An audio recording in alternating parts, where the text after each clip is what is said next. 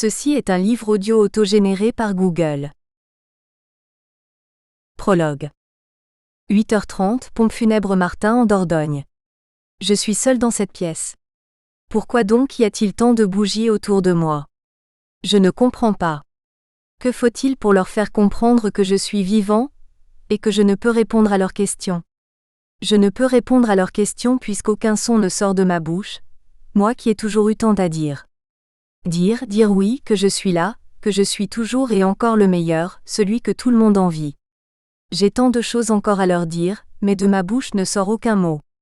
Je n'arrive pas à leur parler, à crier. Un par un, ils viennent me voir dans ce lit si particulier que jamais je n'aurais choisi. Je vous en prie, ne me laissez pas seule. Je suis toujours celui que vous avez connu. Mais pourquoi tant de larmes? Que dois-je comprendre? Je suis perdue. Ils viennent un par un et mon fils et ma femme sont là à côté de moi. Je devrais me sentir rassurée par leur présence, autour de ce lit dans lequel je suis, immobile, sans pouvoir ni bouger ni parler. Je devrais pouvoir leur dire que je suis là et que je n'ai pas eu de nouvelles d'eux depuis si longtemps. Alors pourquoi sont-ils tous là aujourd'hui? Pourquoi ce cauchemar, dans cette pièce si sombre et triste, avec seules quelques bougies sur ces candélabres pour éclairage? Je me regarde avec un sentiment d'étrangeté, et je m'envole. Je vole au-dessus de cette boîte dans laquelle on a déposé mon corps. Personne ne me voit, personne ne m'entend. J'envahis la pièce de ma présence, impuissant, sans vie. Voilà pourquoi je les vois tous un par un défiler devant mon cercueil, cette dernière demeure où tout s'arrête. J'aimerais tant leur parler, ou même leur demander pardon. J'ai joué tellement de personnages dans ma vie. Car oui, charmeur j'étais, charmeur je resterai. Un frisson parcourt mon corps, et je n'arrive plus à contrôler mon esprit comme je le faisais de mon vivant. Oui, je vois ce corps habillé d'une veste en cuir, d'une chemise grise et mes paupières sont closes. Impuissant, je m'élève et me regarde dans ce cercueil, dans lequel je serai enfermé pour l'éternité dans peu de temps. Je ne peux parler, je ne peux hurler, vivre et me relever. Oui, c'est ça, vivre et me relever. Je ne peux plus faire face à ceux que j'ai connus, à mes amis, à ma famille, et à elle. Qui est-elle, qui est cette fille? Pourquoi est-elle arrivée plus tôt que les autres? Je l'ai vue entrer dans cette pièce les yeux rouges, sans maquillage, sans faux-semblant, son corps hurlant. Je suis froid et je ne peux plus bouger, ne peux plus m'enfuir.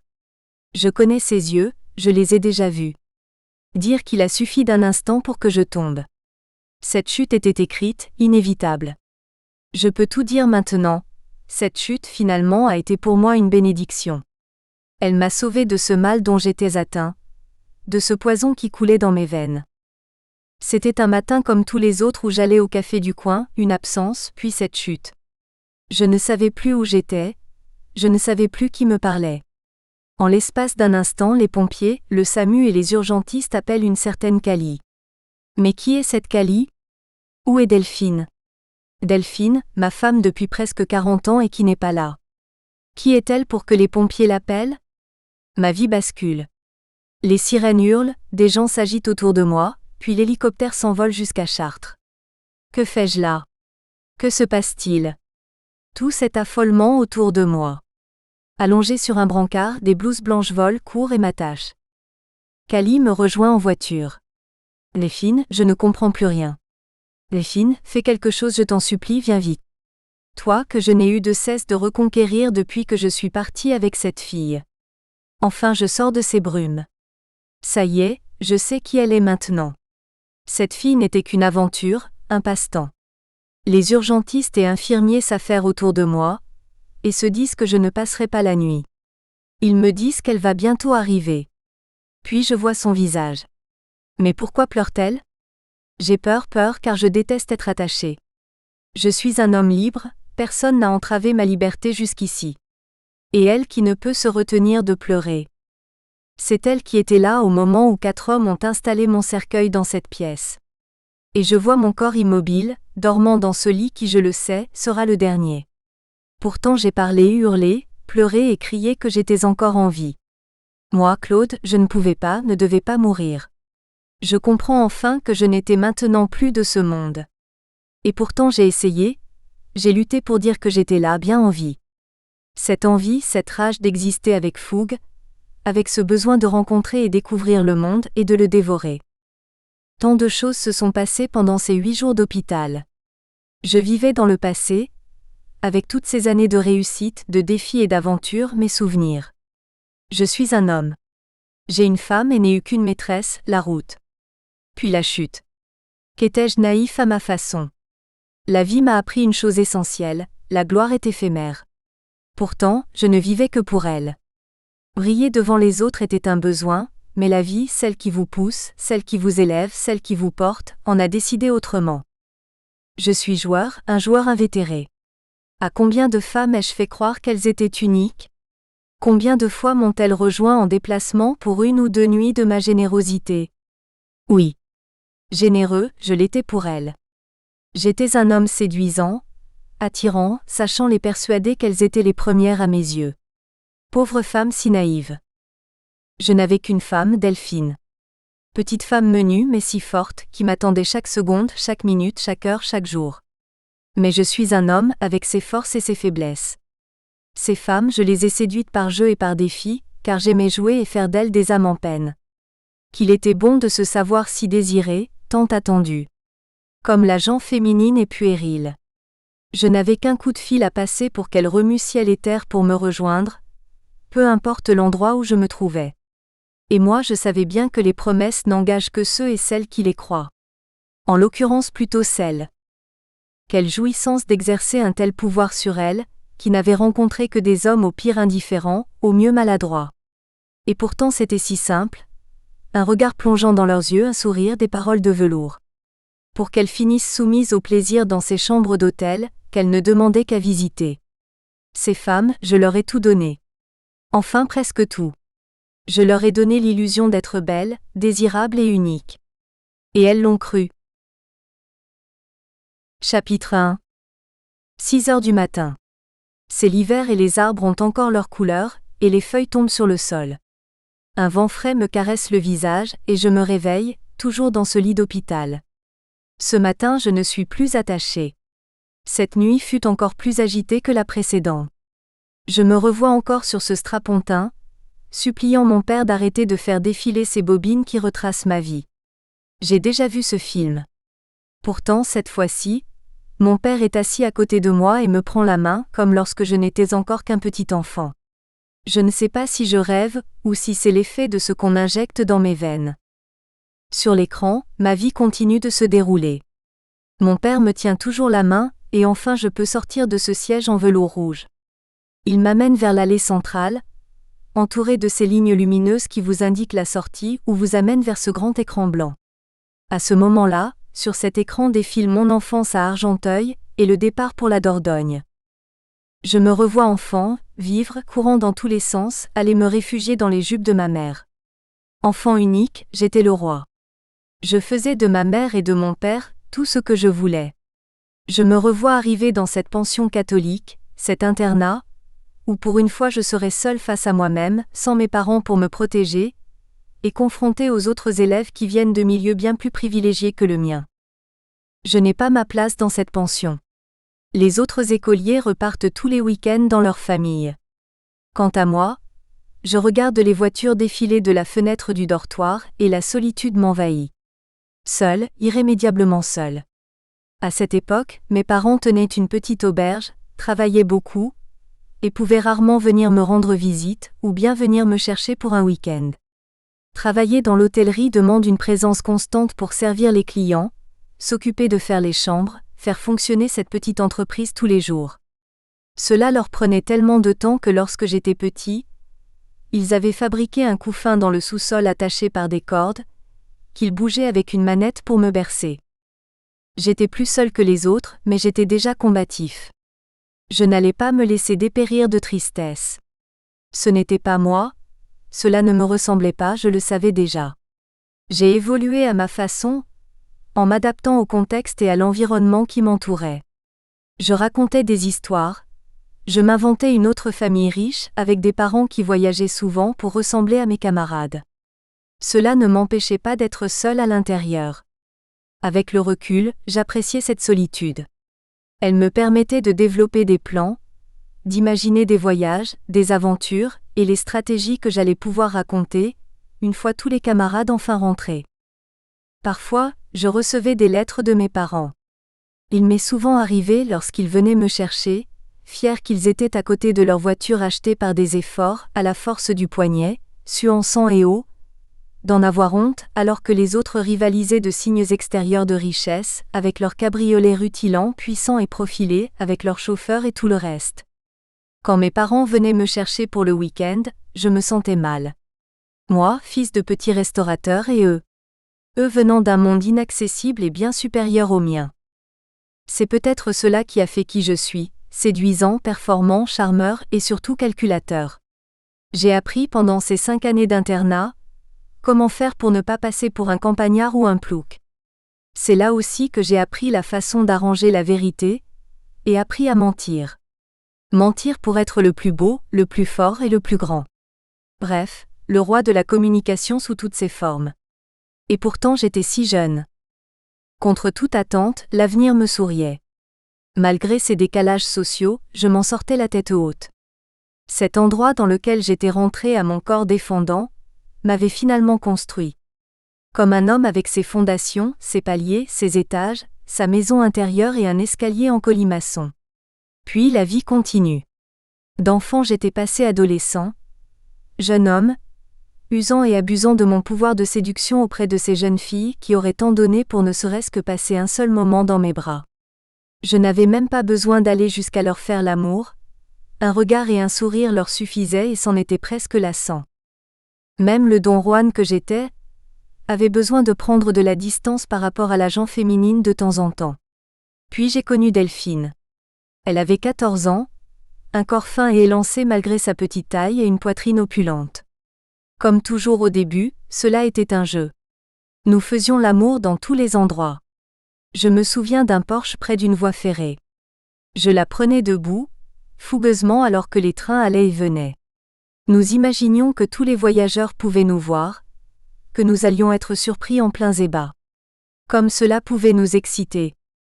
Retour dans ce cinéma. Mon père est debout sur l'allée centrale. Il desserre ma main de la sienne et remonte quelques marches. Son visage si bienveillant depuis que je suis dans ce cinéma, commence à s'estomper. Que se passe-t-il? Pourquoi me lâcher la main? Pourquoi a-t-il l'air si sévère d'un seul coup? Je ne comprends pas. Ou pour être plus exact, je ne veux pas comprendre. Le visage de cet homme fait de chair et de sang se ferme. J'ai beau l'appeler, crier, hurler, rien n'y fait. Je m'agenouille devant lui pour le supplier de ne pas partir. Je ne connais pas cette salle, j'ai compris que toutes les bobines de films retraçaient ma vie. Mais là je suis cet enfant. Cet enfant qui a grandi sans la présence de ses parents, qui se sont sacrifiés, puis qui ont tout fait pour que je reçoive une éducation autre que celle de la rue, ou encore celle du quartier. J'appelle mon père en pleurant. J'appelle aussi ma mère, mais elle ne peut pas m'entendre, elle est toujours de ce monde. Et je ne comprends pas, je n'y comprends plus rien. Je la devine marcher de long en large, attendre des nouvelles qui tardent à venir. Je sais que je ne survivrai pas à cette opération. Non, je ne vivrai plus, je ne reviendrai plus dans ce monde. Je suis né pour être une étoile, et je me suis brûlé les ailes.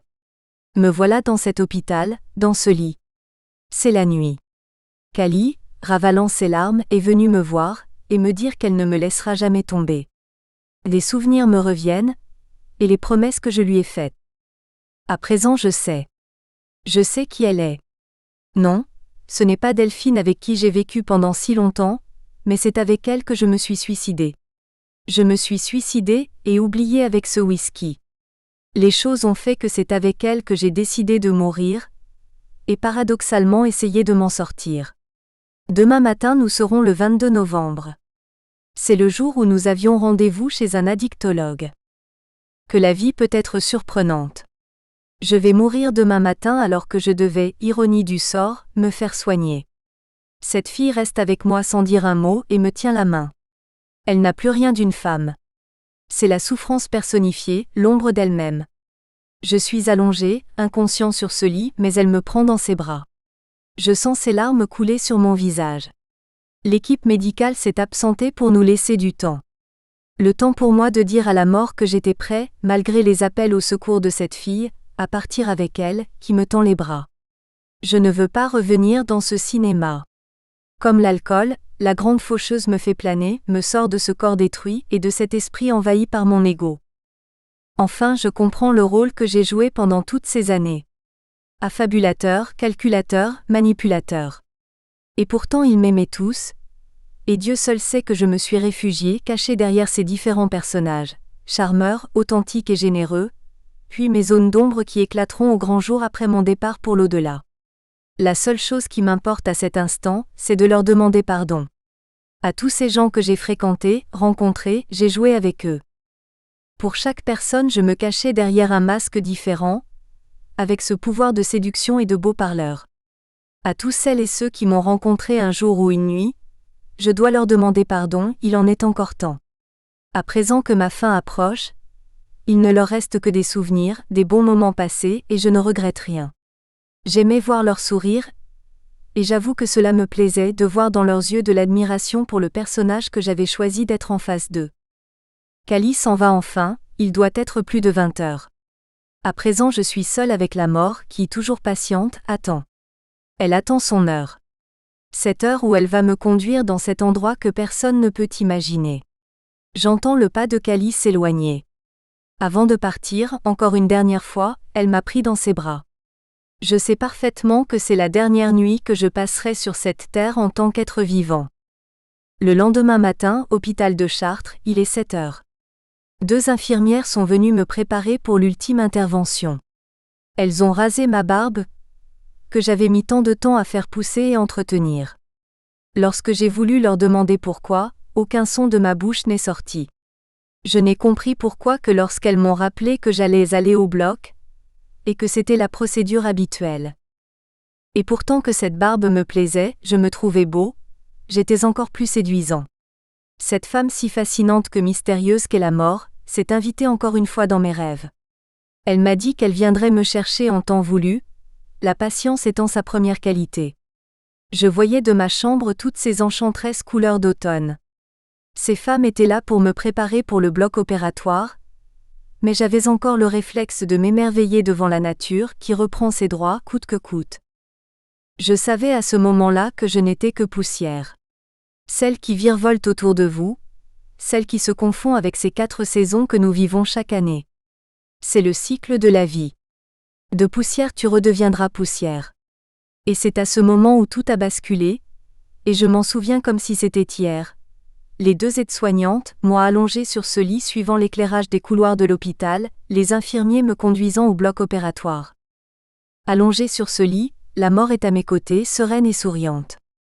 Elle attend patiemment, et ses bras s'ouvrent petit à petit. Des bras qui s'ouvrent à moi, et je ne peux plus lutter. Alors elle se lève, se penche sur le brancard et me prend la main. Elle n'a que faire de ces chirurgiens qui se battent pour me faire revenir. 4 tentatives d'électrochoc ont fini de m'achever. Mon âme alors sort de mon corps, cette prison charnelle. Je sors de toutes mes souffrances que je ne supporte plus.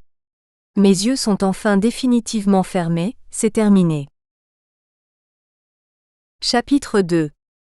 Lorsque ces hommes ont porté mon cercueil dans cette salle, Cali était déjà là, accompagné de mes amis que je connais depuis 30 ans qui sont maintenant devenus les siens. Je comprends à présent.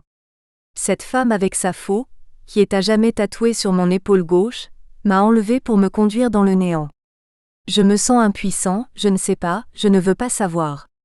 La mort n'était pas seulement là pour être tatouée, car la mort ne se dessine pas, ne se tatoue pas, ne se fiche pas. Et là, je suis dans cette boîte, avec ma plus belle chemise et ma plus belle veste, et je dors. Les flammes vacillent et je suis seule dans le silence. Ce silence qui est venu me chercher et m'emprisonne dans l'éternité. Pourquoi Cali est-elle là ? Je lui parle et elle ne me répond pas. Elle est entrée à pas feutrés dans cette pièce. Elle a tiré le rideau, ses yeux étaient rouges. Elle s'avance vers moi et pourtant je ne suis plus dans ce corps emprisonné, je suis déjà ailleurs. Une partie de moi s'élève et observe. 1 pas puis 2. Arrivée devant ce corps qui n'est plus le mien, je la regarde d'où je suis. Je suis ici et ailleurs en même temps. Elle s'avance doucement vers moi. On dirait qu'elle n'a pas le droit d'être là. Ses yeux rouges se remettent à couler. Des larmes coulent sur ses joues sans pouvoir s'arrêter, et son visage est ravagé de douleur.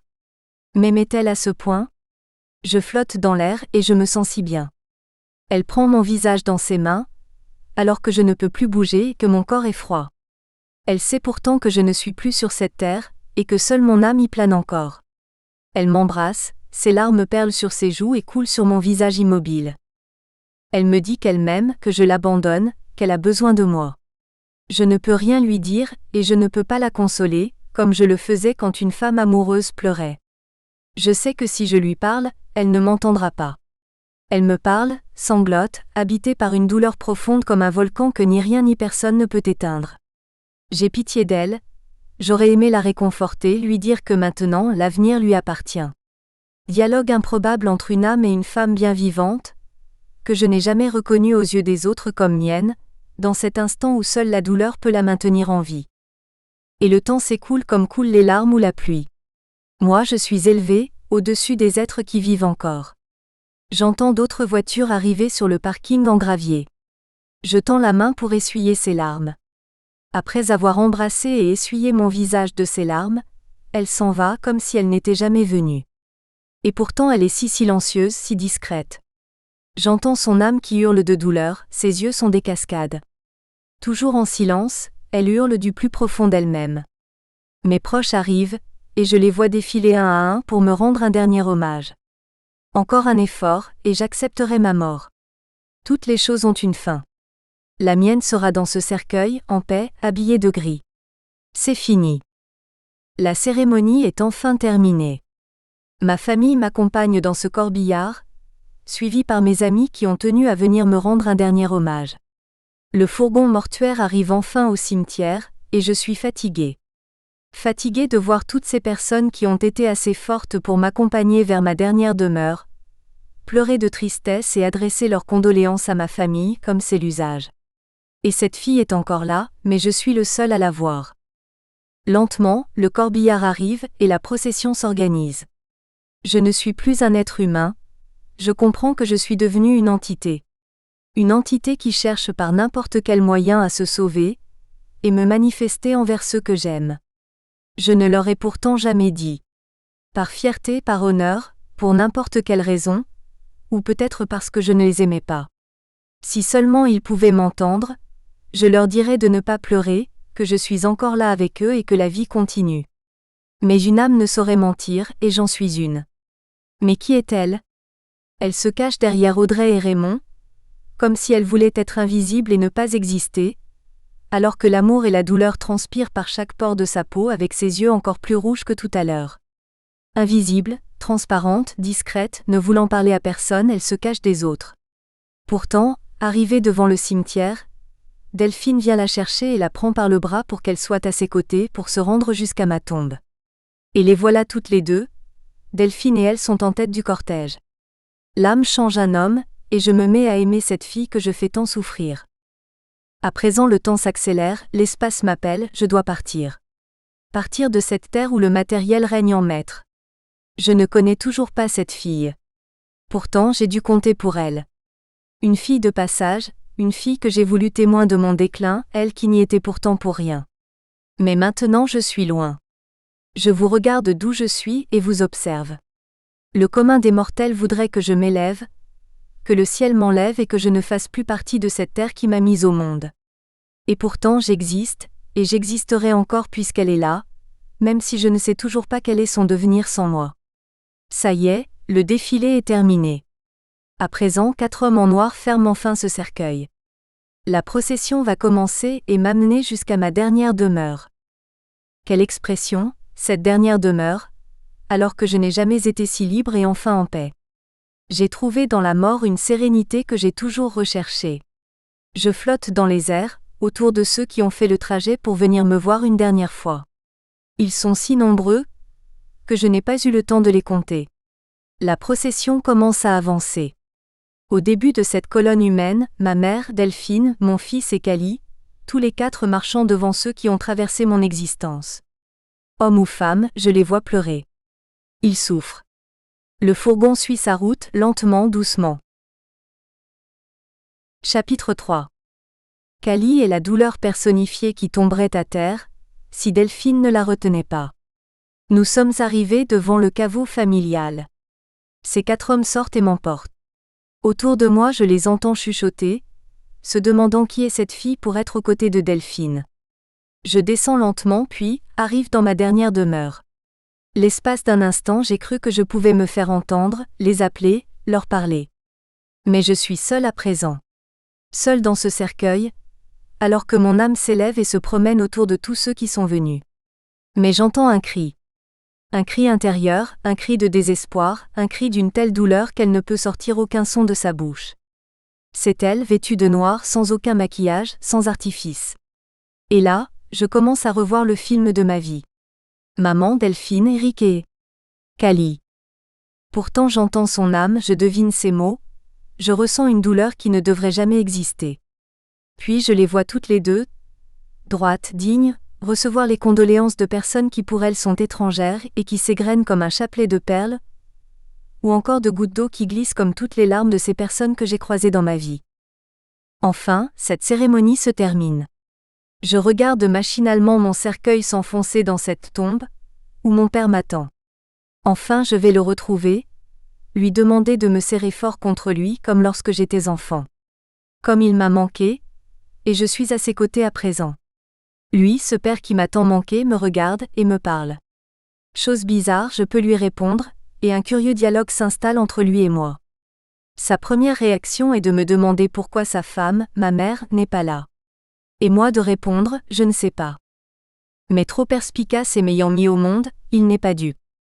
Sur son insistance, je ne peux pas répondre, car je ne sais plus où j'en suis. En revanche, lui n'a pas changé. Il sait, ressent, lit en moi comme un livre ouvert. Pourquoi me poser ces questions auxquelles je ne veux répondre ? Car j'éprouve de la honte, et me sens coupable de tous ces mensonges et de toutes ces souffrances que j'ai laissées derrière moi. Charge à moi à présent de lui demander pardon. Lui demander pardon pour tout ce que j'ai fait.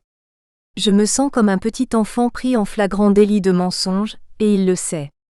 Mais pourquoi me mets-je à mentir encore et encore ? Mon père ne me dit rien et attend. Il attend patiemment comme à son habitude de son vivant.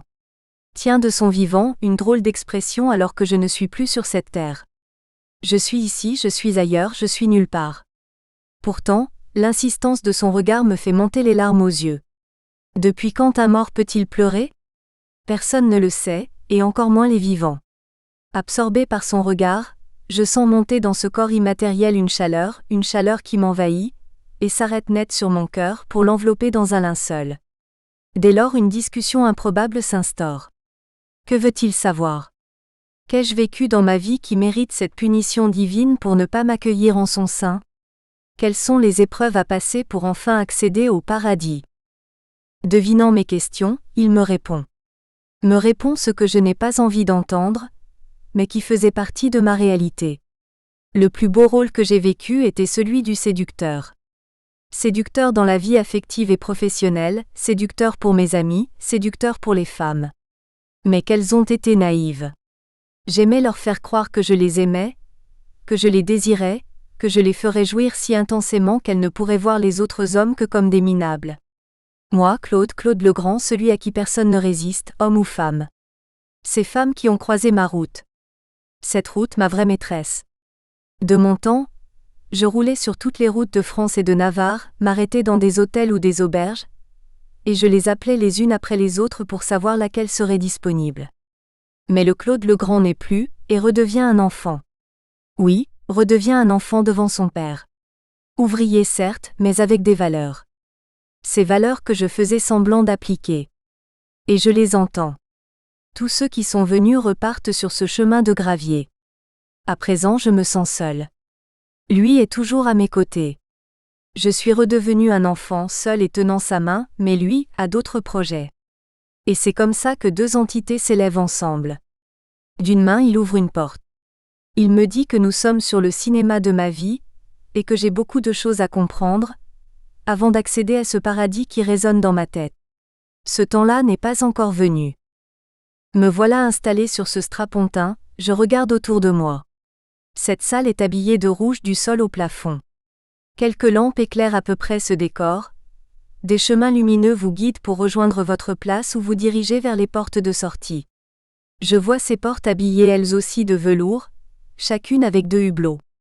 Une impression d'étrangeté me fait frissonner. Je connais bien cette salle, elle ressemble tant au décor de cette émission que j'aimais tant, La dernière séance, présentée par Eddie Mitchell. J'ai peur car je suis dans cet endroit qui n'existe plus, qui fait partie du passé. Est-ce la raison de ma présence ici ? Je m'inquiète, je m'interroge, je panique. Je me retourne encore une fois pour voir si mon père est dans la salle de projection. Il me regarde, toujours avec bienveillance, il est enfin là, lui que j'ai perdu il y a tant d'années et qui m'a si profondément manqué. Il faut que j'aille le voir. Je tente de me lever pour le rejoindre, mais je ne peux rien faire, je ne peux pas bouger. Pourquoi ne puis-je pas venir le voir dans ses coulisses, avec son projecteur et ses bobines de film, comme quand j'étais petit ? Derrière le hublot de la salle des machines, il me fait signe de me retourner et de regarder l'écran. Je m'exécute, et ne vois qu'un lourd rideau fermé en velours. Soudain, la panique revient. Je me sens attaché, je suis prisonnier. Toutes les portes claquent avec fracas. La salle est fermée, verrouillée. Je suis immobile et prisonnier. Tel un machiniste, il charge les bobines sur le projecteur et d'un geste me fait signe que le film va commencer. Mais cette histoire, je ne sais pas pourquoi, je ne veux pas la voir. Comme tout à l'heure, je me sens impuissant face aux événements qui m'entourent. Je suis paralysé, collé sur ce strapontin. Mes yeux sont grands ouverts. Le générique commence et j'ai peur. Je suis immobile et impuissant, et je ne peux même plus me retourner vers la salle des machines ni voir mon père. Moi, Claude, 54 ans, je redeviens un enfant.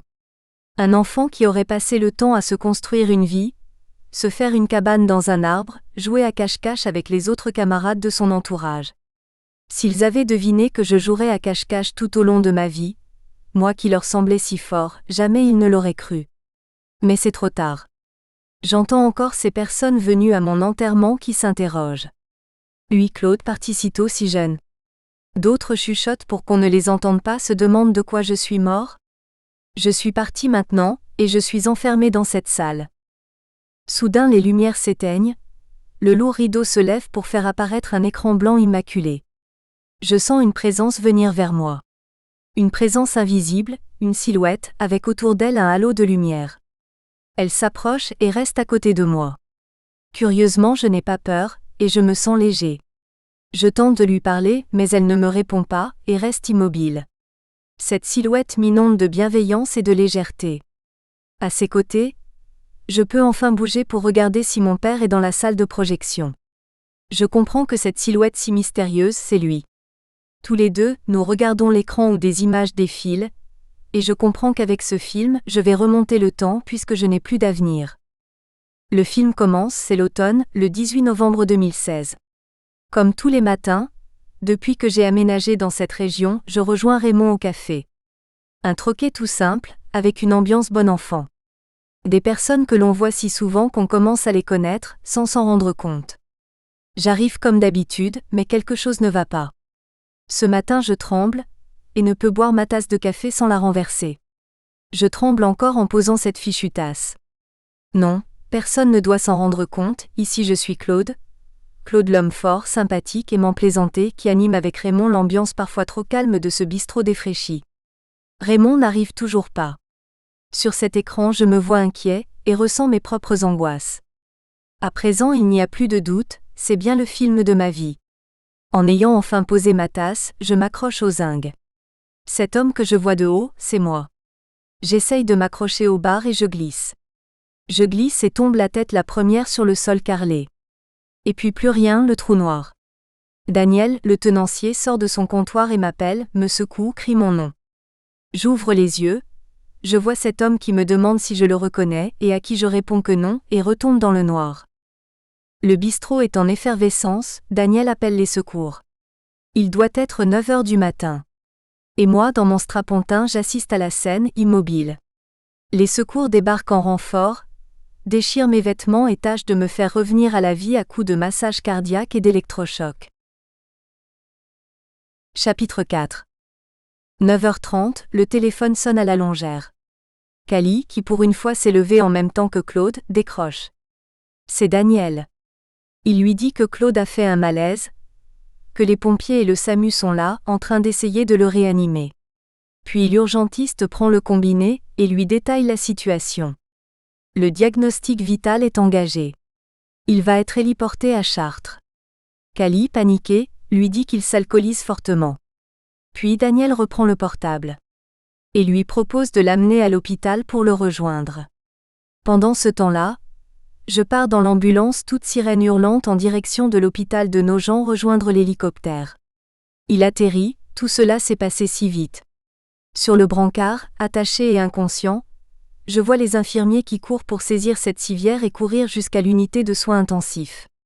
Personne ne sait si je peux passer les prochaines minutes en vie. Entre-temps, Raymond arrive au bistrot et apprend ce qu'il vient d'arriver. Il appelle Cali en pleurs. Maintenant mon corps se bat seconde par seconde pour rester en vie. Raymond avertit Delphine. Cali, elle, attend Daniel qui arrive enfin. Il lui demande comment ça va. Mais Cali est absente, ne peut plus rien écouter. Elle n'a qu'une obsession, que ce trajet se termine pour enfin rejoindre Claude. Elle ne peut se retenir de pleurer. Arrivée à l'hôpital, on la dirige vers les soins intensifs. Elle demande à l'urgentiste quelles sont mes chances de survie. Je suis peut-être inconscient mais je les entends. Il laisse la place au chef de service. Cali le questionne sur mon état. Il lui répond que je suis sur le fil du rasoir, que mes analyses sanguines et mon état général sont plus qu'inquiétants. Il ajoute également qu'il n'y a pas de miracle à espérer, et que les prochaines minutes seront déterminantes pour refaire un nouveau diagnostic. On ne peut rien faire si ce n'est qu'attendre. Elle demande à me voir. Je suis en soins intensifs. Elle ouvre le rideau, et me voit attachée à mon lit. Les derniers examens ne font qu'enfoncer un peu plus mes chances de survie. Je me réveille, je m'agite, je délire, je me batte pour défaire ces attaches. Je suis totalement désorientée. Mais que fais-je ici? La colère monte en moi. J'insulte les infirmiers. Des tubulures, perfusions, capteurs. Mon corps est devenu un champ de bataille dont je ne peux plus m'échapper, que je ne peux déserter. Cali demande à dormir dans ma chambre. Au vu du diagnostic et anticipant l'évolution de mon état, on lui installe un lit. Daniel s'en va à présent.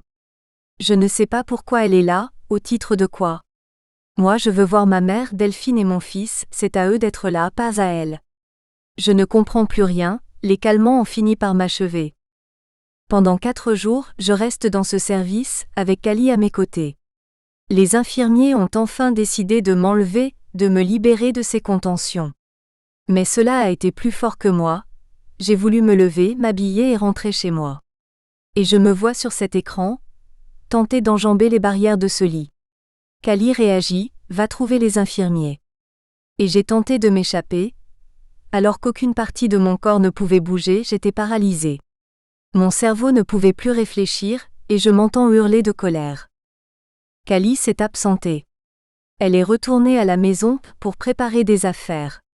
Elle prend soin de prendre ma trousse de toilette, tout en sachant dans son fort intérieur qu'elle ne servira à rien, sauf peut-être pour conjurer le sort. Mais de quel sort? Le mien? Moi si haut en couleur, charmeur, séducteur, je me retrouve là, attachée encore une fois sur mon lit comme une bête qu'on immobilise, les nerfs à vif. Un chirurgien vient me voir. Il tient des propos que je ne comprends pas. Je me rends compte que je ne suis plus cohérent. Je parle, je divague. Je divague si bien que je ne l'entends plus, et je ne veux plus l'entendre. Entre-temps, Cali arrive. Inévitablement, elle lui pose des questions. Elle au moins, comprend les réponses. De mon strapontin à présent je peux les comprendre. Il préconise la pose d'un pacemaker externe, en attendant que mes constantes reviennent à la normale, si j'arrive à passer les 3 prochains jours. Elle revient puis s'assied près de moi. Patiemment, elle répond à mes questions, ces questions que je répète sans cesse. Je lui demandais d'appeler Delphine, j'aimerais tant qu'elle soit près de moi à sa place. C'est elle, ma femme, que j'ai envie de voir. Sur l'écran, je remarque des larmes couler sur ses joues. Elle se cache derrière des mouchoirs en papier, pour ne pas hurler. Et pourtant, elle appelle Delphine et ma mère régulièrement pour leur donner des nouvelles. Je la vois au téléphone, discutant avec Delphine. De ce siège, je peux à présent tout voir, tout entendre. Delphine insiste sur le fait qu'il fallait absolument que Kali se protège. Kali ne comprend pas pourquoi. Delphine a l'élégance de ne pas dévoiler à Kali tout ce que j'ai fait, enfin pour l'instant. Au téléphone le lendemain matin, on lui annonce que je ne suis passée en soins intensifs de cardiologie et que l'opération s'est bien passée. Naïvement, Kali reprend espoir. Je la vois voler dans les couloirs de l'étage et chercher ma chambre. Ça y est, je l'entends arriver tant son cœur bat fort. Elle pousse la porte. Une infirmière arrive et lui parle tout bas et lui demande son nom, elle lui répond. Elle me voit sur ce lit, allongée, et mes mains ne sont plus entravées par les contentions. Elle rentre dans ma chambre et s'approche. Ça y est, maintenant, je sais qui elle est vraiment, et pourquoi je ne voulais absolument pas m'en souvenir. Mais elle est là. Elle m'embrasse doucement, me sourit et me regarde tendrement. Averti de son arrivée, le chirurgien vient la voir et lui demande de le suivre dans le couloir. Pendant qu'il lui parle, des larmes coulent sur ses joues. Maintenant que je perçois les images et les sons, j'entends toute la conversation. Il tente de la rassurer en lui disant que l'intervention s'est bien passée, mais que mon diagnostic vital reste engagé. Essuyant ses yeux, elle revient dans ma chambre. J'y étais si tranquille pourtant pendant ce temps-là. Mes yeux sont fermés et je délire. Je me revois sur les routes, faisant rencontre sur rencontre, tel un conquérant. Je me revois charmer ces femmes qui faisaient tout pour me rejoindre. Et je me revois, entourée de mon épouse, de mon fils et de mes 2 petites filles qui jouent dans le jardin. Je leur avais offert une petite maison pour mes 2 petites poupées adorées. Le soleil était aussi au rendez-vous. À présent je ne peux plus vivre dans la lumière, mais peu importe, mon sort est scellé et je perds pied. Je revis en pensée mes plus belles années, du temps où je parcourais les routes de France, alors que Delphine m'attendait avec Éric quand il était petit. C'étaient les jours heureux. Delphine avait coutume de dire, son épouse c'est moi, sa maîtresse c'est la route. Sauf que depuis longtemps, une autre maîtresse est arrivée. Chapitre 5. 22 novembre 2016, chambre mortuaire de l'hôpital de Nantes. Pendant que Pierre discute avec Delphine et Éric, Kali revient, mortifié de douleur. Il est temps de partir. Après les salutations d'usage, tous vont reprendre leur chemin. Avant de monter dans sa voiture, Delphine fait signe à Kali de la rejoindre. Elle la prend par le bras et s'éloigne. Delphine lui propose une cigarette. Elle regarde Kali les yeux rougis par les larmes, tout comme elle. Car elle aussi a pleuré. Autant d'années de mariage ne s'oublient pas d'un revers de manche, c'est presque toute une vie. D'une main douce et bienveillante, Delphine essuie les larmes qui coulent sur les joues de Kali. Kali, je voudrais que tu saches que je ne t'en veux pas d'être partie avec lui. Je sais que toi aussi tu l'as aimé, comme moi je l'ai aimé. Et tu as tant cru en lui, que tu as tout quitté pour le suivre. Écoute-moi, tu n'as pas été la première maîtresse qu'il a eue. En revanche tu es la dernière, et même toi tu n'as pas pu lutter contre son alcoolisme. Je dois y aller maintenant. Je t'appelle une fois que l'enterrement est terminé. Ne sois pas triste. Crois-moi, tu n'es pour rien dans cette histoire. Tu l'aimais tant que tu n'as rien vu venir comme les autres. Kali sèche les larmes de son visage et regarde Delphine. Stupéfaite par ces mots, le souffle coupé, elle lui pose la question, la voix tremblante, comme si elle se doutait de la réponse. Delphine, ne pars pas maintenant. Tu en as trop dit ou pas assez. Je te respecte, mais là je suis perdue et je ne te comprends pas. Dis-moi que je ne me trompe pas, je t'en conjure, vous étiez bien séparés? Vous viviez comme 2 inconnus sous le même toit? Vous aviez vos propres vies chacun de votre côté? Et cette histoire de maîtresse? Lesquelles? Il n'a fréquenté personne à part moi depuis 2 ans. Il me disait que tu étais au courant, que tu étais devenue sa confidente et que vous parliez de tout. Les larmes de Kali ne coulent plus. Elle insiste pour que Delphine lui parle. Lui dise, lui raconte, lui explique tout. Ce n'est pas possible. Claude ne lui aurait jamais menti. Ce ne peut pas être vrai, c'est d'un autre homme dont Delphine lui parle, un inconnu. Non, ce n'est pas son Claude à elle, pas lui. Lui, son ange, son roc, cet homme qu'elle a connu il y a 2 ans, qui l'a porté, qui l'avait transformé enfin en femme. Enfin elle le croyait. Calmement, Delphine, sachant bien que tout dévoiler aujourd'hui détruirait le reste de force dont Kali aurait besoin, force qui la maintiendrait debout jusqu'aux obsèques, interrompt la conversation, car l'heure tourne. Pour Callie, ce n'est pas l'heure qui tourne, c'est tout autour d'elle. Tout tourne, les bâtiments, les voitures, les inconnus qui passent. Tout tourne comme dans un film. Delphine reste droite devant elle, avec une main tendue qui sait ce que les mots souffrir et trahison veulent dire. Callie, Eric et moi devons partir maintenant et toi essaie de ne pas trop penser. Si je t'ai demandé de te protéger, c'est que la vie que tu as vécue avec Claude n'est pas celle que tu pensais. Je ne peux pas t'en parler, je n'en ai pas le temps et je t'en ai déjà dit beaucoup. Pour le reste, il est bien encore trop tôt. Je dois y aller maintenant. Protège-toi et prends soin de toi. On se retrouvera aux funérailles. Delphine s'en va et Callie reste sur place, immobile, comme une statue. Prostrée, elle cherche Pierre du regard. Pierre comprend en la voyant qu'il doit aller la chercher. Il devine que quelque chose s'est passé entre elles pendant leur discussion, qui a figé Callie. Doucement il vient la chercher, la prend dans ses bras pour la rassurer. Il la connaît bien. Il l'a vue grandir et là, il se retrouve devant cet hôpital avec cette femme qu'il doit soutenir, car ses jambes ne peuvent plus la porter. Son visage est contrit et décomposé. Un visage indescriptible tant la douleur surgit comme un volcan qui se réveille. Sauf que ce volcan est dans ses tripes. Non, ce déchirement n'est pas intense, il est indescriptible et cruel. C'est cette souffrance qui vous détruit le cœur, vous déchire les entrailles et vous assassine la tête. Callie s'est emmurée dans le silence, pour se protéger et pour ne pas exploser. Un silence qui durera pendant tout le temps du retour. Montée dans la voiture, elle s'assied, met sa ceinture comme un automate. Ses gestes et son corps sont devenus mécaniques. Pendant le trajet, elle ne dit mot. Elle a les yeux dans le vague. Pour elle, le temps n'existe plus, la vie non plus. C'est à peine si on l'entend respirer. Certes, il n'y a plus de mascara sur ses cils, mais les larmes recommencent à couler doucement cette fois, et elle ne semble même pas s'en rendre compte. La voiture arrive à la longère. Et encore une fois ce portail blanc, le bruit des pneus sur les graviers, les mêmes bruits qui annonçaient le retour de Claude. Elle demande à Pierre d'ouvrir la porte, car elle ne peut pas. Elle reste sur le perron et regarde sans les voir le jardin, la cour et les pots de fleurs qu'elle-même avait plantés, et la voiture de Claude que Raymond avait ramenée le jour de son malaise. Callie regarde cette voiture, ils en ont fait des kilomètres avec elle. Lui conduisant, elle posant la main sur sa cuisse. Cela aussi sera fini. Plus de balades, plus de week-end, plus de sport ni de loisirs ensemble. Puis un flash lui revient en mémoire. Claude en train de photographier les pots de fleurs.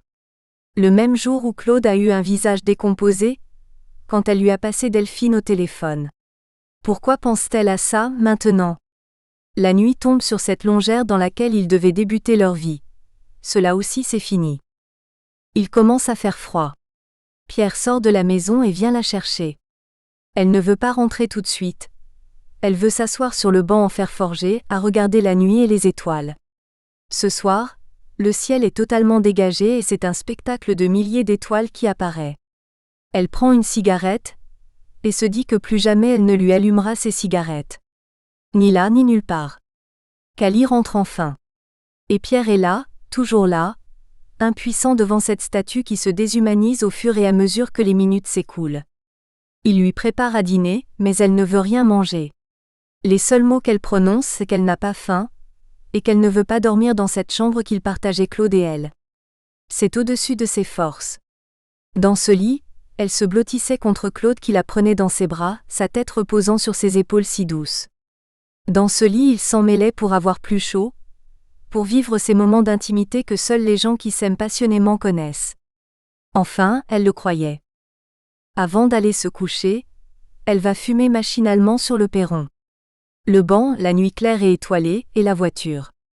Callie s'avance vers elle, et pose ses mains sur la carrosserie. Le moteur est froid. Elle a voulu encore une fois que ce ne soit qu'un cauchemar, mais il n'y a plus personne à l'intérieur. Qu'en faire? Question idiote puisque de toute façon elle ne pourra pas la garder. Des souvenirs de lui, elle en aura bien assez. Et la suite lui donnera raison, des souvenirs elle en aura. À chaque fois qu'elle pose ses yeux quelque part, elle cherche et espère qu'il ressurgira de nulle part pour revenir. La douleur et les souffrances transportent n'importe quelle femme dans un délire d'où elle ne veut pas revenir. Tout ce que Cali demande, c'est de rêver encore un peu, de rêver juste l'espace d'un instant avant l'absence et la fin d'une vie. Celle de Claude, mais la sienne aussi. C'est terminé. Elle n'entendra plus sa voix, ses rires et les mots qu'il choisissait pour elle. Plus de destinations inconnues, avec juste le plaisir de rouler. Plus de visites dans les magasins. Mais surtout plus de lui. Plus de lui, plus de sa peau, plus de sa force qui la portait vers sa réussite. Cet homme qu'elle n'a fréquenté que 2 ans. Mais peu importe le temps, la douleur est là, et propre à chacun et chacune. Cali avait déjà accompagné ses proches jusqu'aux derniers instants, en leur tenant la main pour les faire partir vers leur destination. Mais pas Claude. Claude, lui, a décidé de partir avant pendant l'opération.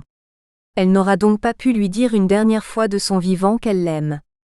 Une simple phrase qui peut tout changer lorsqu'on se sépare, quelles que soient les circonstances. Il est temps d'aller se coucher. Cali prend un somnifère, car elle ne peut pas s'endormir. Elle ne peut s'endormir car une chose la travaille, c'est tout ce que lui a dit Delphine devant l'hôpital. Elle voudrait l'appeler, mais il est trop tard. Elle lui laissera un message sur sa boîte vocale. Comment comprendre puisqu'elle a refusé de tout lui dire? Ce refus la ronge encore plus. La mort de Claude et toutes ces questions qui l'assaillent. Double peine pour celle qui est devenue le fantôme d'elle-même et qui ne peut quitter la terre, en tout cas pas pour le moment. L'entendant pleurer, Pierre pousse la porte.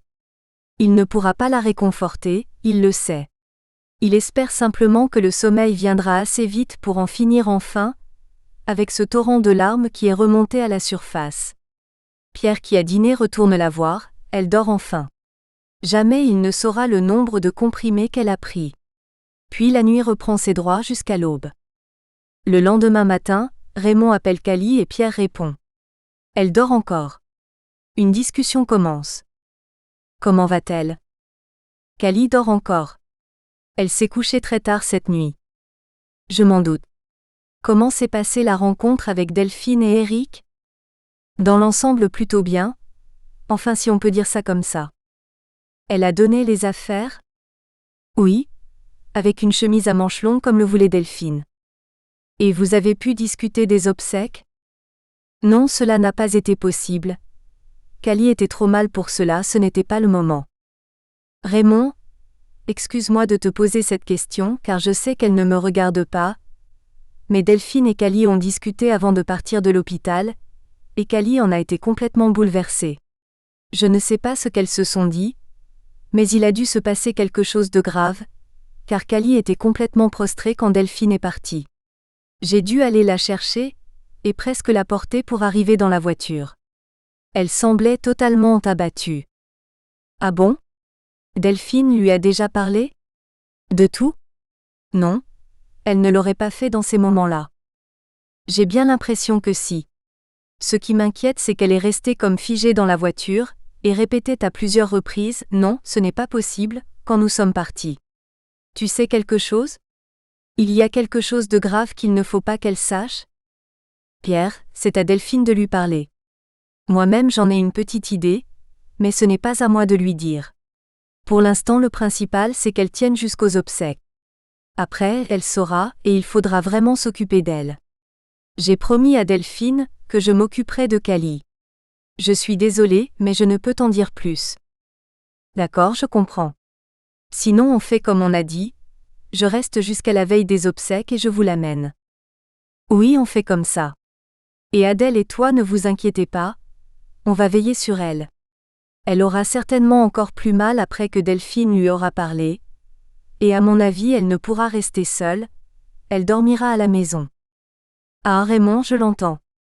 Bonjour à tout le monde et on se tient au courant. À demain. Puis Cali se réveille et se lève. Chapitre 6. Pierre raccroche le téléphone. Il a entendu du bruit dans la chambre de Cali. Il prépare son café, pas trop chaud comme à son habitude. Il sait que de toute façon, elle rajoutera de l'eau froide quelle que soit la température. Il la connaît bien, il l'a connue enfant. Ils en ont fait des promenades ensemble. Et il se souvient de cette petite fille de 8 ans, qui était parfois odieuse avec lui puisqu'il lui volait sa grande sœur. Mais sans lui dire, elle l'aimait très fort quand même. Ces balades lui reviennent en mémoire, surtout quand il l'emmenait dans la forêt de Fontainebleau. Des moments magiques où elle était heureuse et si intrépide. Elle l'a toujours été, comme le témoignent ces parties de luge qu'ils faisaient tous les deux sur un terrain vague, assis dans des bacs de litière pour chats. Il se souvient aussi de ces quelques photos qu'il a prises, que Callie a toujours gardées. Preuve de la tendresse et de l'attachement qu'elle éprouve envers lui, depuis si longtemps. À présent, elle est devenue cette femme qu'il appelle affectueusement le Phénix. Mais ce matin, le Phénix ne sera pas au rendez-vous, il le sait. Comment pourrait-il encore une fois s'envoler après cette dernière épreuve? Des épreuves? Elle en a traversé tout au long de sa vie, des épreuves dont on ne se relève pas ou qui laissent des traces. Des cicatrices si douloureuses qu'elles ne peuvent pas se refermer. Des marques indicibles et indescriptibles, tant elles font mal. Certaines d'entre elles resteront tatouées au plus profond de ses entrailles à jamais. Pierre a toujours été là, et il est encore là aujourd'hui, inquiet car il se demande comment elle va se relever cette fois-ci. Il se demande si cette fois elle pourra se relever, survivre à Claude, et il a peur. Non, il chasse ses pensées, car elle a toujours voulu et réussi à survivre, même en ayant vécu le pire. C'est ce qu'il admire secrètement chez elle. Elle a vécu tant de choses dont le commun des mortels ne se relèverait pas, ou vivrait torturé par la vie. Deuil, séparation, déchéance, elle a presque tout connu.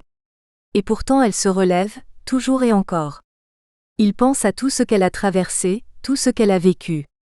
Adèle et Pierre ont toujours été là pour elle, un peu comme des parents. Car même son enfance n'a pas été telle qu'elle aurait dû être.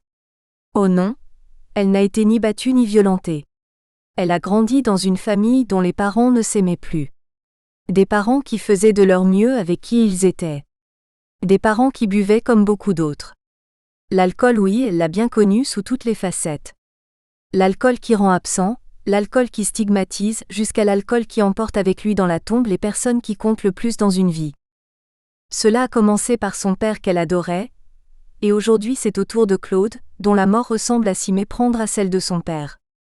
Oui, son Claude. Si amoureuse qu'elle fut, elle n'a rien vu venir. C'est surtout qu'elle n'a pas voulu voir. En quittant tout pour le suivre en province, elle n'avait rien vu, ou plutôt ne voulait rien voir, rien entendre. Elle refusait de regarder la réalité en face. Ce n'est pas faute d'avoir été prévenue. Adèle et Pierre, sa sœur et son beau-frère, ses amis, tous l'ont mise en garde. Mais non, et c'est l'erreur qu'a faite Callie. Callie a fait beaucoup de mauvais choix dans sa vie. Le dernier en date étant de tout quitter pour lui. Quitter tout ce qu'elle avait reconstruit.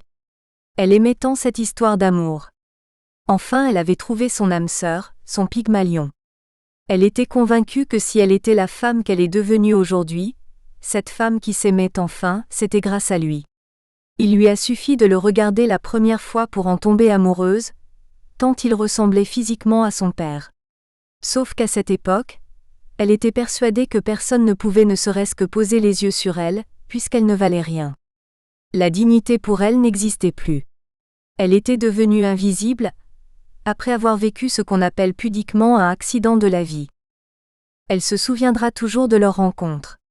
C'était à la piscine. Elle qui avait tout perdu, devait tout reconstruire une fois encore. La piscine était son refuge. Là, Callie se sentait bien. En nageant, elle oubliait tout. Elle aimait se sentir portée par l'eau. Son corps déformé par les épreuves était enfin léger. La caresse de l'eau sur sa peau la réconciliait avec le monde, et lui faisait oublier pour un temps au moins sa solitude. Elle y allait tous les jours. Puis un jour, il est arrivé. L'homme grisonnant, séduisant et plein de charme. Il lui rappelait quelqu'un, mais elle avait beau chercher, elle ne trouvait pas. Ses cheveux gris contrastaient avec un regard perçant, et il se déplaçait avec allure et aisance. Lorsqu'il rentrait dans le bassin et qu'il se mettait à nager, il libérait une sensualité qu'elle n'aurait imaginée, elle, si craintive du monde qui l'entourait. Elle, qui n'existait plus, était tombée amoureuse. Mais immédiatement, s'interdisait ces pensées qu'une femme peut éprouver lors d'un coup de foudre. À cette époque, femme, elle ne l'était plus.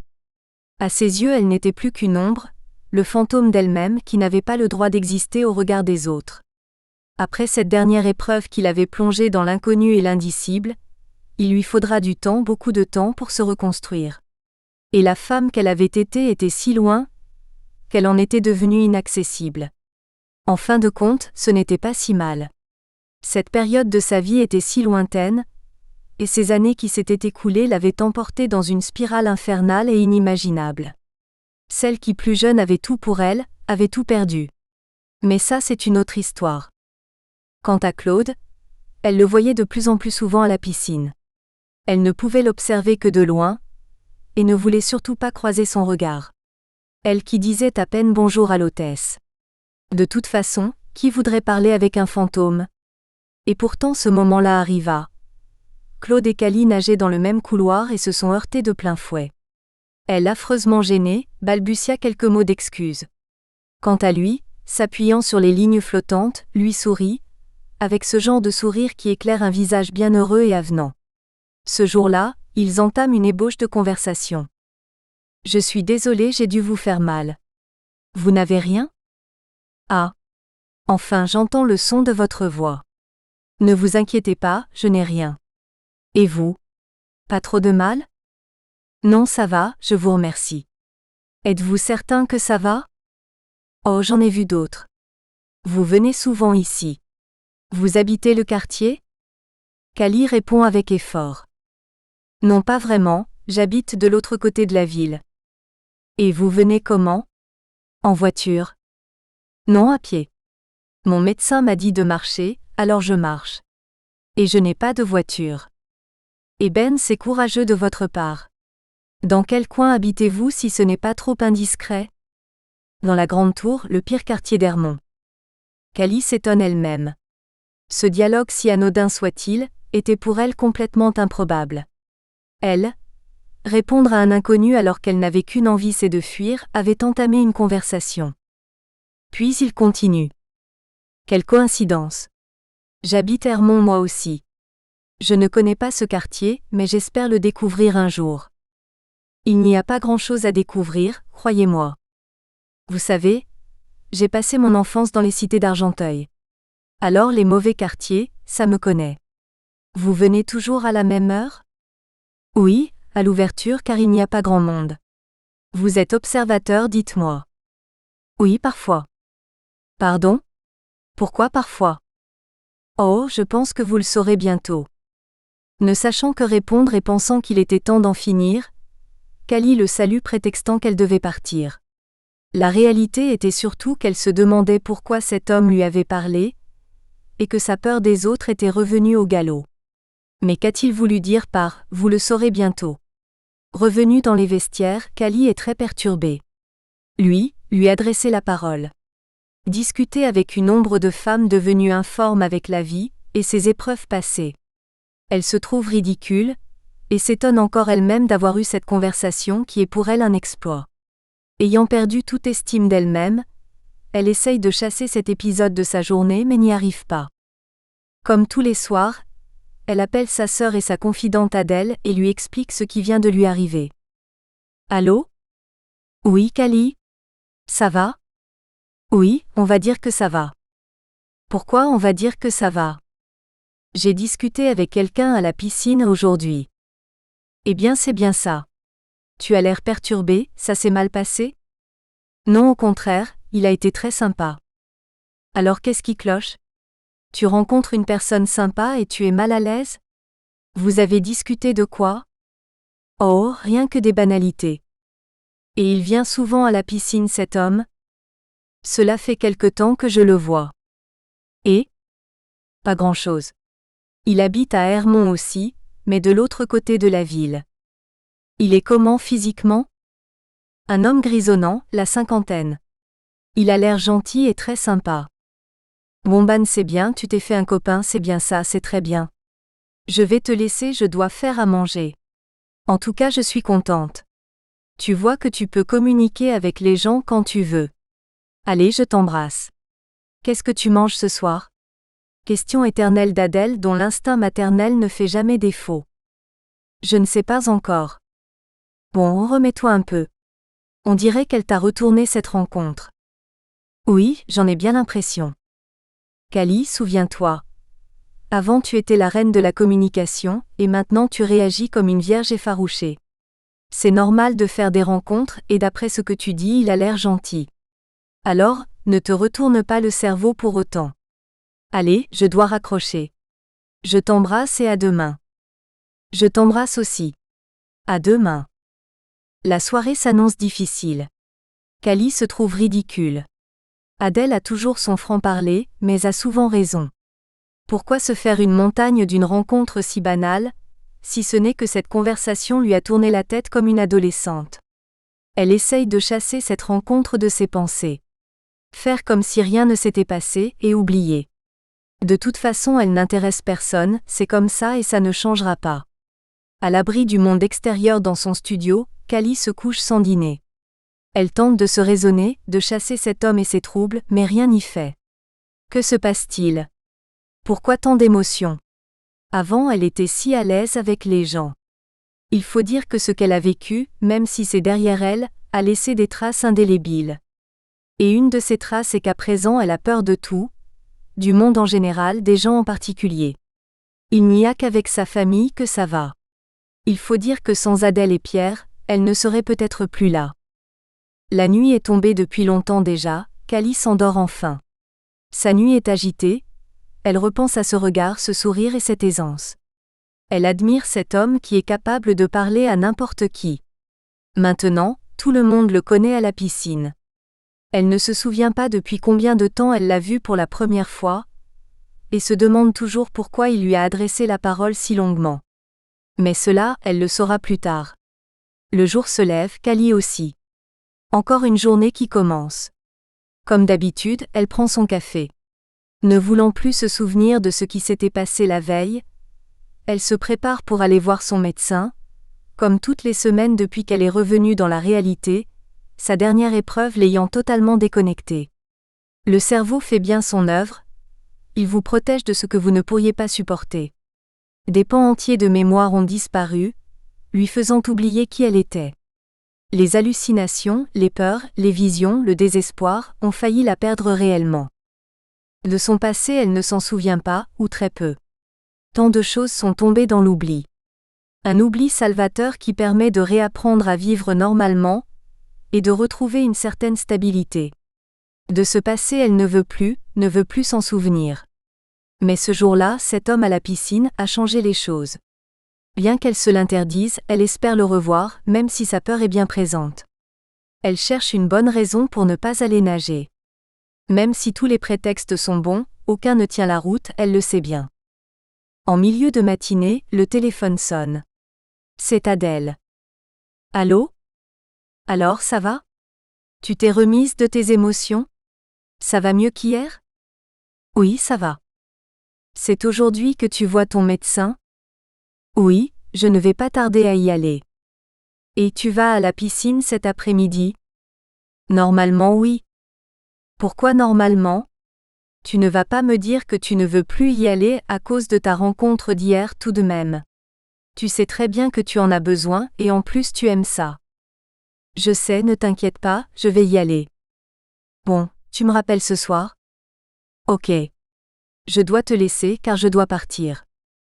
D'accord, à ce soir. Callie se prépare et part à son rendez-vous. Cette rencontre l'obsède. Aujourd'hui est un autre jour, elle chasse de son esprit ses craintes, rassemble ses idées. Après 4 kilomètres de marche pour arriver au cabinet, elle s'installe et attend son tour. La journée ne fait que commencer. Porche, escalier, salle d'attente. C'est depuis qu'elle est sortie de l'hôpital qu'elle vient ici toutes les semaines, les mardis. Et comme tous les mardis, il y a les mêmes personnes dans la salle d'attente. Après les salutations d'usage, elle s'installe sur la banquette et sort un livre. C'est toujours le même, celui qui lui sert surtout de bonne excuse pour qu'on ne lui adresse pas la parole. Elle se rappelle le temps où elle pouvait lire un livre de poche en un peu plus d'1 heure, et en faire un résumé en un éclair. Il est loin ce temps-là. Aujourd'hui, elle n'arrive pas à lire plus de 5 pages, sans être obligée de revenir sur les pages précédentes. À chaque tentative de lecture, se souvenir de ce qu'elle avait lu lui demande beaucoup d'efforts. Ne vous inquiétez pas, Madame Ridel, votre concentration et votre mémoire reviendront, c'est une question de temps, soyez patiente. Vous revenez de très loin, ne l'oubliez pas. C'est vrai qu'elle revient de loin, mais n'a pas envie d'y repenser. À la seule évocation de sa vie d'avant, elle frémit d'angoisse et de peur. Et le temps passe. Deux femmes discutent à bâtons rompus au sujet des fêtes de fin d'année qui arrivent à grands pas, du dernier régime à la mode, et refont les mondes culinaires et diététiques à leur façon. L'une préfère les plats tout prêts, l'autre vante les vertus du fait maison. Mais peu importe, il suffit de les observer pour deviner que leurs conseils et arguments respectifs partiront comme une peau de chagrin en passant la porte de sortie, comme leur amitié éphémère née dans cette salle d'attente il y a quelque temps. Callie tente de lire, mais a encore moins de concentration que d'habitude. Malgré elle, elle repense à nouveau à la rencontre d'hier à la piscine. Puis vient enfin son tour. Elle se lève, salue son médecin et s'installe dans le bureau de consultation. Une fois assise, le médecin fait le tour de son bureau et s'installe sur son fauteuil. Feuilletant son dossier, il la regarde et lui demande comment s'est passée sa semaine. Alors Madame Riddell, quoi de neuf depuis la semaine dernière ? Rien de spécial, la routine. Rien de plus. Je vais prendre votre tension. C'est parfait. Vous prenez toujours bien vos médicaments ? Oui, bien sûr. Bien. Et vous continuez à marcher, comme je vous l'ai dit ? Oui, docteur. Et la piscine, vous y allez toujours ? Oui, docteur, elle rougit. Callie, de plus en plus mal à l'aise, tente de ne rien montrer, esquivant le regard du médecin, surpris par ce changement soudain d'attitude. Troublée, elle répond. Non, j'ai juste un peu chaud, c'est tout. Ah. Pas de fièvre, non. Bon, tout va bien. Madame Riddell, j'insiste sur le fait que vous devez absolument continuer à marcher et aller à la piscine. Cela vous aidera beaucoup, et ce sera très bénéfique pour le bon fonctionnement du traitement. La semaine prochaine, nous nous occuperons de votre surpoids. Continuez comme ça, cela vous fera le plus grand bien. Bien, docteur. Callie descend de la table d'examen, se rhabille et revient près du bureau. Rendez-vous mardi prochain, à la même heure. Après avoir pris congé, elle repasse par la salle d'attente et l'escalier. Elle rentre chez elle. 20 minutes de marche, et les pensées de la veille qui reviennent en force pour se bousculer dans sa tête. Elle arrive dans sa tour. Machinalement, elle prend le courrier et se dirige vers l'ascenseur. Arrivée sur son palier, elle ouvre la porte de son studio. Et pourtant, elle n'en voulait pas il n'y a pas si longtemps. Avoir un appartement, aussi petit soit-il, était pour elle une bénédiction. Mais pour elle, il était à cette époque synonyme de solitude et de peur. Cette solitude qui fait remonter les idées noires. Elle avait eu dans sa vie d'avant si peur de tout, des objets, des arbres, du ciel, des ombres et des gens. Et c'est encore une fois avec l'aide de Pierre qu'elle a pu le remettre à neuf et se l'approprier, le faire sien. Il est temps de déjeuner. Callie n'a toujours pas faim. Pour essayer d'oublier l'épisode d'hier, elle allume la télévision sans conviction. Elle se contente néanmoins d'un fruit, et se demande si cet homme sera là ce soir. Cette idée fait partie de celles qui vous restent en tête quoi que vous fassiez, un peu comme les morceaux de musique ridicules qui restent en tête du matin au soir et qui vous suivent jusqu'au soir. La nuit dernière fut brève et agitée pour Callie. Elle se couche, espérant se reposer un peu. Elle tente de respirer comme on lui a appris à l'hôpital, pour atténuer les moments de stress ou se mettre en condition de relaxation. 1, 2, 3 grandes respirations, elle fixe cette bougie dont la flamme vacille au gré des courants d'air. 1, 2, 3, et ses paupières se ferment enfin. Callie, qui d'ordinaire n'aime pas attirer l'attention, cherche dans sa garde-robe la tenue adéquate pour un premier rendez-vous. Discrète, elle choisit une robe noire toute simple, ornée d'une ceinture et des chaussures noires vernies à talons hauts. À présent, elle passe au maquillage. Un maquillage simple, mettant en valeur ses yeux et son sourire avec un gloss à peine rosé. Arrive l'étape la plus difficile, celle du brushing. Ses cheveux longs et épais doivent être aujourd'hui parfaitement coiffés. Elle essaye plusieurs colliers, et son choix se porte sur celui qu'Adèle lui a donné, un rang de perles fantaisie. Curieuse du résultat, elle se dirige devant le grand miroir de l'entrée. Curieusement également, elle se sent pleine de charme et séduisante, elle qui pourtant avait renié toute féminité il y a si longtemps. Maquillée, coiffée et habillée, elle est prête pour ce premier rendez-vous. Montant le son de la musique, elle pense à cette danse qu'ils feront tous les deux. Les yeux dans les yeux, corps à corps et main dans la main, ils évolueraient d'un pas léger, tous deux à peine plus légers qu'une plume dans un souffle. Un pas en arrière, 2 pas en avant, elle se sent portée par son bras qui étreint sa taille pour la guider. Elle n'a plus rien à faire qu'à écouter la musique et se laisser porter, profiter de la chaleur volée de son corps. Elle ferme les yeux. Sa main posée sur son épaule, elle remonte sans s'en apercevoir sa main sur son cou, et enfin touche sa peau douce et chaude. Cet homme est le chef d'orchestre qui mène une symphonie, dont c'est la première répétition. Elle, instrument docile et appliqué, ne lâche pas son regard. Elle dépose sa main dans la sienne. Et cette musique qui n'en finit pas, et qui ne doit surtout pas s'arrêter. Ils dansent corps à corps et le monde s'efface autour d'eux, comme pour leur laisser la place. Deux êtres légers qui survolent ensemble la piste. Cali se laisse enfin porter au bout du monde, dans un voyage où le temps n'existe plus. Dans son ancienne vie, elle savait tout danser, quelle que soit la musique, de la valse au tango, en passant par la salsa. En ce moment, cet homme la porte dans cette salle où les murs n'existent plus. Ses pas à elle suivent les siens, ses hanches, elle, s'abandonnent sur son bras si ferme, avec cette main qu'il ne détache pas de sa taille. Le froid et la fumée envahissent soudain le décor. Il sourit et s'éloigne lentement au loin, en faisant une révérence, pour disparaître avec panache. Cali se réveille en transe. Quelques instants lui sont nécessaires pour vraiment ouvrir les yeux, et réaliser que ce n'était qu'un rêve. Une fois assise, elle s'aperçoit qu'il est l'heure d'aller à la piscine. Elle se sent ridicule et puérile. Qui pourrait-elle intéresser ? Se faire autant d'idées alors qu'elle ne l'a connu qu'hier, c'est stupide.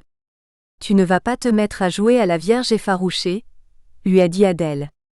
Incrédule et bien malgré elle ne peut s'empêcher d'aller se voir dans le miroir et ne peut que constater qu'elle n'a pas changé, vêtements tristes et informes, trop rondes à son goût, et pour finir un visage inexpressif et des cheveux toujours attachés. Elle se rappelle ce rêve où elle se sentait enfin belle, et se regardait dans les yeux noirs de cet homme. Elle, lui, la musique, et rien autour. L'heure tourne, et il est temps de se préparer. Cali prend son sac, et prie tous les saints qu'il ne soit pas là ce soir. Elle a l'impression qu'il lira en elle comme dans un livre ouvert, et elle n'a pas envie de se dévoiler. Elle part de chez elle, et espère chasser ses idées. Une fois arrivée, elle balbutie d'un souffle un bonjour à l'hôtesse et passe le tourniquet. Elle se dirige dans les vestiaires, se prépare et se surprend à trembler. Non Cali, ça suffit, tu y es, tu y vas. Elle respire un grand coup et se dirige vers le bassin. Après la douche, elle plonge dans le deuxième couloir comme d'habitude. Elle jette un regard aux alentours, et une fois rassurée, commence à nager. Non, il n'est pas là, il ne viendra pas. Soulagée, mais déçue dans son fort intérieur, elle commence son heure de natation. Une fois le sport achevé, Cali sort du bassin et se prépare à rentrer chez elle. Il fait noir dehors, nous sommes en plein automne. Elle enfile son manteau et salue l'hôtesse, qui lui répond par un sourire malicieux. Cali s'étonne de cette attitude, mais continue son chemin vers la sortie. Ce soir elle marchera vite, car il fait froid. Soudain, sorti de nulle part, il est là, adossé à sa voiture et fumant une cigarette. Espérant passer inaperçu, Cali baisse la tête et met sa capuche, mais impossible de ne pas répondre à son appel. Cali s'arrête. Bonsoir. J'ai cru que j'allais vous manquer. J'ai eu un rendez-vous tardif, et je n'ai pas eu le temps de venir nager. Vous allez bien ? Cali, interloqué. Bonsoir, oui, je vais bien, merci. J'ai demandé à l'hôtesse si elle vous avait vu ce soir. Si vous n'aviez pas été là, je serais rentré chez moi. Il fait froid, vous ne trouvez pas ? Il fait froid en effet. Je suis bien d'accord avec vous. Il fait froid, et il y a peu d'éclairage dans les rues. Vous n'avez pas peur de marcher toute seule comme ça ? Non, j'en ai l'habitude maintenant, et de toute façon je n'ai pas le choix. Chère madame, vous avez le choix. Voulez-vous que je vous dépose en voiture ? Cali, rouge de honte et de milliers d'années de complexe et timidité refoulée, hésite. Cet homme, toujours adossé sur la portière de sa voiture, ouvre la porte du passager. Si madame veut bien se donner la peine de monter dans son carrosse, votre serviteur en sera ravi, dit-il à Cali. Elle, toujours hésitante, cherche la façon de refuser le plus diplomatiquement possible sans le froisser. Elle n'est plus de celles qui font confiance aux hommes. Indéniablement, ceux qui ont croisé sa vie y sont pour quelque chose, et même pour beaucoup. Dans son fort intérieur, elle pense qu'il n'y a plus que sa vie solitaire qui elle au moins ne la décevra pas. Car les trahisons, elle ne sait que trop bien ce que c'est, son ancienne vie en est jonchée. À présent qu'elle sort juste la tête de l'eau et qu'elle se stabilise, il n'est pas question de faire entrer un inconnu dans sa vie. Et en l'occurrence aujourd'hui, l'inconnu, c'est cet homme. Depuis qu'elle a retrouvé la réalité et un certain équilibre, elle se garde bien de changer son quotidien. Les fondations de son retour à la réalité ne sont pas encore assez solides, même si, d'après son médecin, elle est en progression depuis qu'elle a débarqué dans cet hôpital, un jour de janvier 2014, où son corps et son cerveau avaient plongé dans la spirale infernale de la folie. C'est aussi à ce moment-là qu'elle a retrouvé enfin sa famille, Adèle et Pierre, qu'elle n'avait pas vus depuis des mois, voire des années. Arrivée aux urgences psychiatriques, elle ne se souvenait plus que d'un seul numéro de téléphone, le leur. Chassée de son appartement 3 ans plus tôt, l'errance a commencé. Puis les déceptions n'ont pas tardé à venir. Les hommes qui acceptent de l'héberger n'avaient qu'une seule idée, celle d'abuser d'elle ou de lui mettre la bague au doigt. Il y a aussi les soi-disant amis, qui l'accueillent pour se donner bonne conscience, avec l'idée derrière la tête de pimenter leur quotidien, qu'il est tellement facile et plaisant de jouer avec un fantôme, lui proposant un canapé pour dormir, mais partant en week-end sans la prévenir, ni lui donner la clé de l'appartement. Oui, car Kali il y a 2 ans a vu son monde s'écrouler jusqu'à n'avoir plus de toit. Elle a tout perdu, tout. 1 an plus tard, en 2013, elle a tout de même réussi à retrouver un travail, mais a totalement perdu pied. La folie s'est emparée d'elle et s'est installée, la précipitant dans une vie où la réalité s'est mélangée non pas à la fiction, mais à la folie pure et simple. Le sentiment de persécution, accompagné d'hallucinations visuelles et auditives, tout cela a rapidement pris le pas sur sa raison. Et ce qui devait arriver arriva. Kali a perdu la capacité de se contrôler, sa conscience l'ayant abandonnée. Cette crise a explosé sur son lieu de travail, en plein après-midi. Ses collègues étaient stupéfaits de la découvrir délirer à ce point. De peur que leurs clients ne la voient ainsi, en pleine crise de paranoïa, ils l'ont conduite, non sans mal, à l'infirmerie. Kali criait, hurlait qu'on était en train de l'enlever et se débattait de toutes les forces que donne le désespoir. Après un tel spectacle, tout s'est enchaîné, infirmerie, pompiers, hôpital. Prise de panique dans l'ambulance jusqu'à vouloir sortir du camion, les pompiers ont dû l'attacher. Enfin arrivé aux urgences, le personnel infirmier a pris le relais. Mais Kali ne cherchait qu'une chose, à partir, à s'enfuir. Elle n'avait nulle part où aller, mais cette idée l'obsédait. Une autre idée fixe la tenaillait, celle qu'on l'avait enlevée, et qu'autour d'elle tout n'était que des corps, et que le personnel médical n'était en fait que des acteurs. Voyant qu'elle s'était levée et recherchait ses affaires, les infirmiers l'ont attachée et lui ont administré un calmant, pour l'empêcher de fuir à nouveau. Pendant ce temps-là, l'équipe soignante a fait l'inventaire de son sac à main qu'au départ elle ne voulait pas lâcher. Ce sac, en si mauvais état soit-il, était devenu toute sa vie. Pas d'argent, un ticket de transport, une carte d'identité mais pas de téléphone. Afin de prendre le plus de précautions possible, ils lui ont enlevé ses vêtements et l'ont habillé d'une blouse. Kali, au bout de sa folie, crie encore et encore. On l'enlève, c'est un complot, et autour d'elle il n'y a que des acteurs et cet hôpital est un décor de théâtre. Mais il y avait une priorité, elle n'avait plus que la peau sur les os et 5 de tension. Elle qui, prise dans sa folie, ne se rendait plus compte de rien, était au bout de sa vie. Une maigreur à faire peur, des yeux ronds affolés, délirant et se débattant malgré ses attaches aux poignets et aux chevilles. Kali était encore physiquement de ce monde, mais sa douleur et la folie avaient eu raison de son esprit. Pour parer au plus pressé, les infirmiers sont venus pour la perfuser afin de l'hydrater et lui ont proposé un yaourt. Sauf que Kali, depuis l'arrivée insidieuse dans sa vie de la folie, ne mangeait plus ou presque. Ce régime a duré à peu près 1 an. Même si elle a eu envie d'en finir à 2 reprises, quelque chose l'a retenue. La peur ou la lâcheté, le désespoir d'avoir tout perdu et d'avoir été à la merci de ses pseudo-amis qui l'ont laissé dépérir sous leurs yeux, narquois et amusés, abusant d'elle comme un objet sans vie. On ne rencontre pas un fantôme tous les jours, et voir une personne qui se meurt à petit... Nous espérons que vous avez apprécié cet aperçu. Pour continuer à écouter ce livre audio sur Google Play Livres, utilisez le lien dans la description de la vidéo.